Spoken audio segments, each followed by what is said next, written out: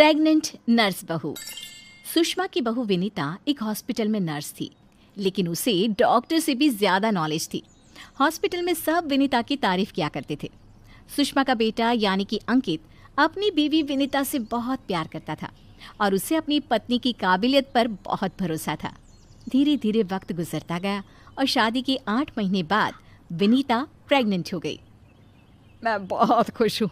मेरा इकलौता बेटा है और अब इसका बच्चा इस दुनिया में आएगा। मैं दादी बन जाऊंगी। दादी मैं बता नहीं सकती मुझे कितना अच्छा लग रहा है। आपको खुश देखकर मैं भी बहुत खुश हूँ माँ। देखो बेटा, वैसे तो विनीता नर्स है, उसे अपने बारे में सब कुछ पता है, लेकिन फिर भी ना आजकल बच्चे पैदा करने में बड़ी परेशानी होने लगी है। उसे कहना कि वो अपना अच्छे से ख्याल रखे। अरे माँ, आप है ना, आपके रहते हमें चिंता करने की क्या ज़रूरत है। मैं तो अपनी बहू का बहुत अच्छे से ख्याल रखने वाली हूँ। उसे अच्छे से खिलाऊंगी पिलाऊंगी, तभी तो मेरा पोता या पोती एकदम हेल्दी पैदा होगा। कुछ दिनों के बाद सुबह के वक्त। अरे विनीता बहू, ये तुम क्या कर रही हो? कुछ भी तो नहीं मम्मी, अपना हेल्थ चेकअप कर रही हूँ। और क्या? लेकिन ये ब्लड प्रेशर की मशीन और ये तुम्हारे हाथ में इंजेक्शन कैसा है? अरे मम्मी जी, मैं अपना ब्लड प्रेशर चेक करके देख रही थी। प्रेग्नेंट होना और ऐसी हालत में ब्लड प्रेशर चेक करना बहुत ज़रूरी होता है। लेकिन बेटा, इन सब कामों के लिए तुम्हें डॉक्टर के पास जाना चाहिए। अपना चेकअप खुद करने की क्या ज़रूरत है? और ये इंजेक्शन किस लिए लाई हो? मम्मी जी, इससे मैं अपना ब्लड सैंपल लूँगी और हॉस्पिटल में जाकर अपना ब्लड चेक करवा लूँगी। अरे ऐसा भी कोई करता है भला? अपने खुद के हाथ से खुद का ब्लड सैंपल भी कोई निकालता है क्या? मम्मी जी, ये मेरा रोज़ का काम है, इसमें क्या है? मैं जब खुद से ये सब कर सकती हूँ तो किसी और से क्यों करवाऊँ? अच्छा ठीक है, जैसा तुम्हें सही लगे। कुछ दिनों के बाद सुषमा अपनी बहू को फिर से इंजेक्शन लगाते हुए देखती है और अंकित भी उस वक्त वहीं पर था। अरे विनीता, ये तुम क्या कर रही हो? तुम प्रेग्नेंट हो, इस तरह खुद को इंजेक्शन लगाने की क्या ज़रूरत है? अब तू ही समझा बेटा। पिछली बार भी अपना ब्लड सैंपल खुद ही कलेक्ट कर रही थी, तब भी मैंने इसे समझाने की कोशिश की थी, लेकिन ये तो मेरी बात सुनती ही नहीं। अरे मम्मी जी, मैंने पहले भी कहा था ना, बड़े हॉस्पिटल में नर्स हूँ मैं, और क्या करना है क्या नहीं मुझे अच्छी तरह पता है। हाँ, लेकिन तुम खुद को इंजेक्शन क्यों लगा रही हो? अरे इंजेक्शन नहीं है, प्रेगनेंसी में कुछ वैक्सीन लगवाने होते हैं, बस वही लगा रही हूँ, और क्या। और फिर एक दिन रात को अचानक विनीता की तबीयत खराब हो जाती है। क्या हुआ विनीता? तुम ठीक तो हो?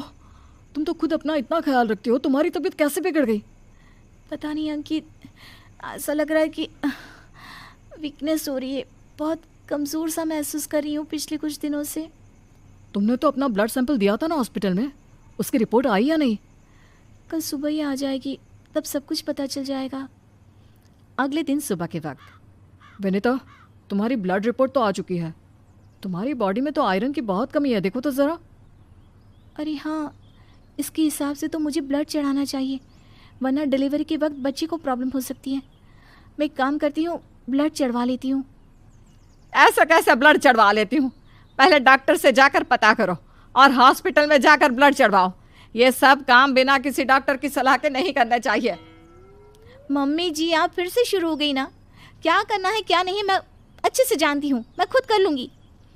और विनीता हॉस्पिटल से ब्लड की बोतल का इंतज़ाम करती है और खुद अपने ही हाथों से खुद को घर में रहकर ब्लड चढ़ा लेती है। अगले दिन। विनीता, अब तुम्हारी तबीयत कैसी है? देखो, मुझे पता था ब्लड चढ़ते ही मेरी सारी वीकनेस दूर हो जाएगी। मुझे बहुत अच्छा लग रहा है, एकदम ठीक हूँ मैं। कुछ दिनों के बाद विनीता की प्रेगनेंसी का 8वां महीना शुरू हो चुका था और एक दिन सुबह के वक्त विनीता अच्छे से तैयार होकर अपने कमरे से बाहर आती है। क्या हुआ विनीता, सुबह सुबह कहाँ जा रही हो? बहुत दिन हो गए हॉस्पिटल नहीं गई, सोच रही हूँ आज ड्यूटी पर चली जाती हूँ। डॉक्टर का भी फ़ोन आया था अभी। लेकिन बेटा, अब तुम्हारा 8वां महीना चल रहा है, ऐसी हालत में तुम्हें घर में आराम करना चाहिए और डिलीवरी करवाने तो बिल्कुल भी नहीं जाना चाहिए। लेकिन क्यों मम्मी जी, डिलीवरी करवाने में क्या प्रॉब्लम है? ये तो मेरा जॉब है और हॉस्पिटल में दिन रात यही तो करवाती थी। आपने कहा कुछ दिन काम पर मत जाओ, इसलिए नहीं गई। हाँ मम्मी, वैसे विनीता ठीक ही तो कह रही है, उसका रोज़ का काम है ना ये। तुम आजकल के बच्चे ना कुछ नहीं समझते। अरे तुम्हें वैसे तो सब पता है, लेकिन शायद ये नहीं पता कि इस हालत में अगर तुम डिलीवरी करवाने आई औरतों को देखोगी तो तुम्हारी सेहत पर बुरा असर पड़ेगा। अरे मम्मी, ऐसा भी कुछ होता है क्या? मम्मी जी, किसी और की डिलीवरी करवाने से मेरे ऊपर कैसे फ़र्क पड़ सकता है? मैं कोई पहली बार थोड़ी ना ये सब करवाने जा रही हूँ।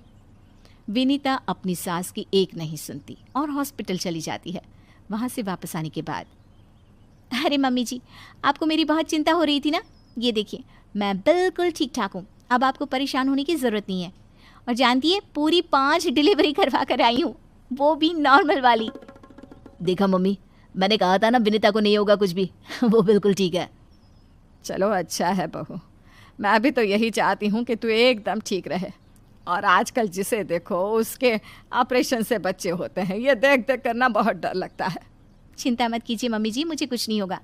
मैं नर्स हूँ ना, रोज़ हॉस्पिटल में औरतों को सिखाती हूँ कि कैसे अपना ध्यान रखें ताकि नॉर्मल डिलीवरी हो। तभी अचानक हॉस्पिटल से डॉक्टर का कॉल आता है। कॉल पर बात करने के बाद, मम्मी जी, एक इमरजेंसी केस आ गया है, मुझे जाना होगा। अरे लेकिन अभी तो आई हो, कैसी डॉक्टर है तुम्हारी? उसे पता नहीं चलता क्या कि तुम प्रेग्नेंट हो? ऐसी हालत में तुम्हें ना बुलाए। अरे नहीं मम्मी जी, डॉक्टर की भी मजबूरी है। कह रही थी काफ़ी सीरियस केस है और हॉस्पिटल में उन्हें किसी दूसरी नर्स पर इतना भरोसा नहीं जितना मुझ पर है। मुझे लगता है कि तुम्हें मना कर देना चाहिए बहू। कुछ नहीं होगा मुझे मम्मी जी, मैं अभी डिलीवरी करवा के आती हूँ। कुछ देर बाद अंकित के पास हॉस्पिटल से फ़ोन आता है। अरे मम्मी, जल्दी हॉस्पिटल चलिए, वहाँ विनीता की तबीयत खराब हो गई है। हे भगवान, सब ठीक करना, मुझे तो पहले ही डर लग रहा था। अंकित और सुषमा हॉस्पिटल पहुँचते हैं। क्या हुआ विनीता को? वो क्या है ना, विनीता एक नॉर्मल डिलीवरी करवा रही थी। केस बहुत ही सीरियस था और उस लेडी को बहुत ज़्यादा प्रॉब्लम हो रही थी। क्योंकि विनीता खुद प्रेग्नेंट है तो वो अचानक से घबरा गई और उसे लेबर पेन शुरू हो गया। लेकिन अभी तो मेरी बहू का सिर्फ 8वां महीना चल रहा है। देखिए, ऐसा हो जाता है, उस औरत को दर्द में देखकर घबराहट की वजह से विनीता को ये हुआ है। अरे डॉक्टर, लेकिन डरने की कोई बात तो नहीं है ना? नहीं नहीं, ऐसा कुछ नहीं, हमने उसे एडमिट कर लिया है। तभी सब देखते हैं कि विनीता अपने हाथ में एक छोटे से बच्चे को लिए बाहर आती है। अरे विनीता, तुम्हारी तो तबीयत ठीक नहीं थी, तुम्हें दर्द हो रहा था, तुम बाहर क्यों आ गई? अरे दर्द हो रहा था तो क्या हुआ, मैंने वो दवाई ले ली जिससे जल्दी आने वाले लेबर पेन रुक जाते हैं। और वैसे भी डॉक्टर, उस औरत को मेरी ज़रूरत थी, उसकी देखभाल के लिए मुझे ठीक होना ही था। ये देखिए, उसका बच्चा एकदम सही सलामत है। अरे वाह मेरी बहू, तूने तो अपने तबीयत की परवाह ना करके किसी और की जान बचाई। मुझे तुम पर गर्व है विनीता। ऐसे ही थोड़ी ना वो हॉस्पिटल की सबसे अच्छी नर्स बनी है। मैंने कहा था ना मम्मी जी, मैं नर्स हूँ, मुझे अपने से पहले दूसरों की तकलीफ़ दिखाई देती है और मैं पहले अपने मरीज़ों की जान बचाती हूँ, फिर खुद की।